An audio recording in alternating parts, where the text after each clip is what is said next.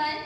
I am Sanya Sinha and he is my co-partner Aditya Kumar, and we are from BBA AQ 5th Sem batch 3rd, and today we are presenting Satyendra Dubey murder mystery, a ray of hope for whistleblower. So let's start with the introduction of Satyendra Dubey personal life. Satyendra Dubey was an IAS born in the Sahapur in the Siwan district of Bihar, and he is in between the 5 girls and 2 boys. Now go to the education. He did his 10th from Gang Baksh Kandodia school, and he did his 12th from Junior College Allahabad school, and he did his bachelor's from IIT Kanpur, and he did his master's from Banaras Hindu University.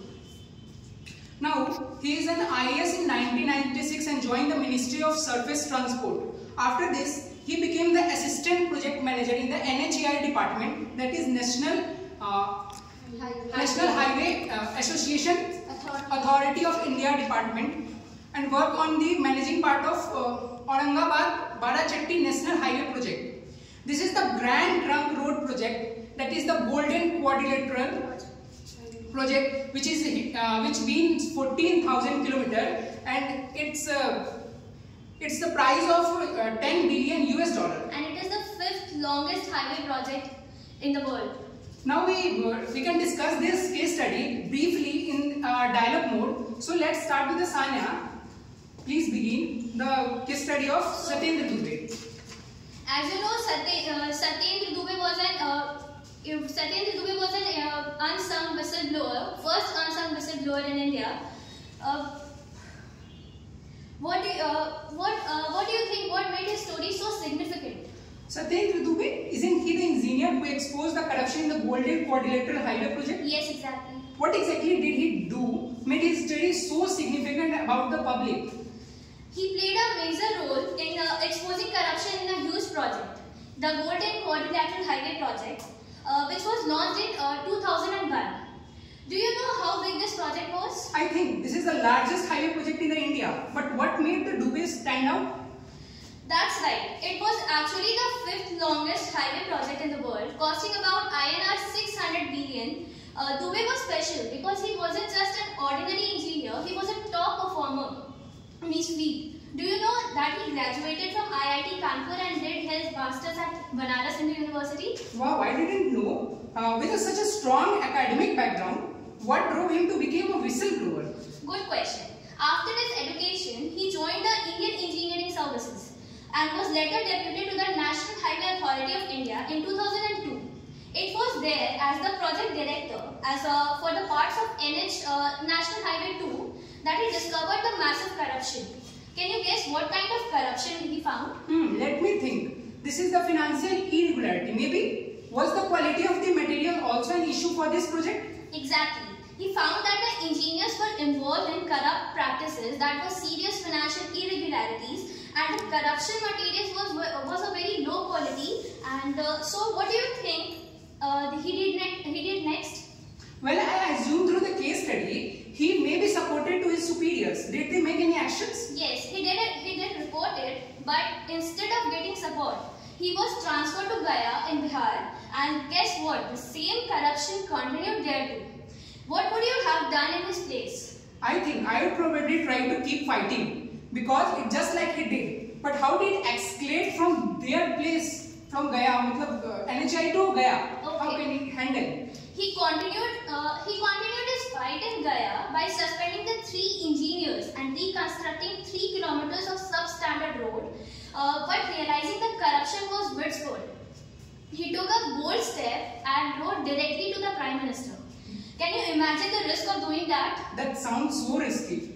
And did the letter may have any impact through the Prime Minister? Well, unfortunately, the letter led to a big mistake. The Prime Minister forwarded it to the Ministry of Road Transport and Highway, which ended up revealing Dubey's identity. What do you think happened next? Oh no, that doesn't sound good. Then how he is murdered? Yes, tragically on November 27, 2003, he was murdered while returning from his home. The CBI investigated and called it as a robbery murder. but many witnesses were killed and the main accused even escaped jail. Doesn't that sound suspicious? It definitely does. So what was the public reaction after this such cases? There was a huge public outcry demanding better protection for whistleblower. Do you know what laws were introduced because of this case? I believe the Right to Information Act was one of the later, and the Whistleblower Protection Act, right? Exactly. These laws were meant to protect people like Dubey, who think everything to expose corruption. What are some of the key lessons we can learn from Dubey's story? First of all, it teaches the importance of integrity and standing up what's right, even when it's difficult. It's difficult for Satyendra Dubey. Dubey knew the risk but chose the fight against corruption. Don't you say that incredibly courageous? Absolutely. Another lesson is dry honesty. He was completely straightforward and uncompromising in his commitment and truth. He didn't sugarcoat the facts and turn a blind eye to a wrongdoing, even when he knew it could cost him dearly.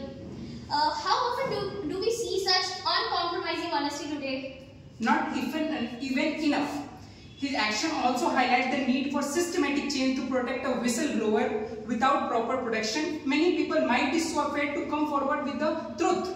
What else do you think we learned from the Satyendra Dubey story? Another lesson is the importance of transparency in governance. Dubey's effort shows us that when public resources are involved, there must be an accountability at each level to prevent misuse. Do you think we are doing this in terms of transparency? Good point. I think there was also a room for the improvement. Dubey's story underscores the value of having robust and legal framework that not only punish the corruption but also protect those who expose it. Means those who are the whistleblower of current India. How do you think his story has influenced current policies? His story was definitely a catalyst for change. The introduction of the Right to Information Act and how one person's courage can lead to a significant reforms. We need to continue building on that legacy to ensure justice and fairness. What would you argue? Actually, totally. And let's not forget the importance of public support awareness. The public outcry after Dubey's death shows that the societal pressure can lead to legislative changes in our Supreme Court. It's a reminder that collective voice matters. Any final thoughts from Satyendra Dubey's story? I would say that Dubey's story is a powerful reminder that even in the face of the adversity, individuals can make a difference.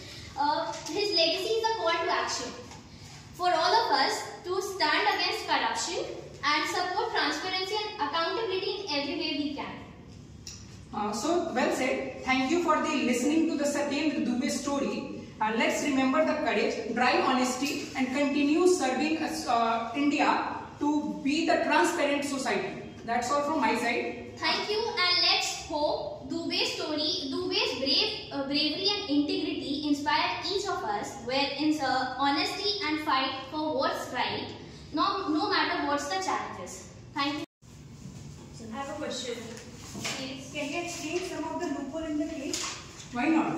The biggest loophole in this case, the Larsen and Toubro company, a very big giant that give the project to the smaller contractor who is controlled by the local mafia, and this is very big mistake by the Larsen and Toubro inside company. Yes. And there is also no transparency between the government. Just like there is no accountability. There is less of responsibility, responsiveness is not there, and no government indulgement. There is very less government indulgement. Due to this story will be happen. And there is also no reliability.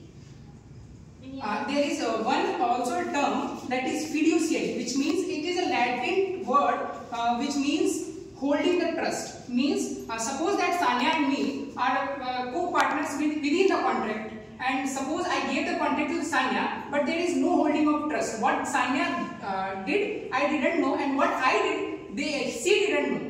So with the decreasement or less of holding of trust, this is the another reason for this case will be happen.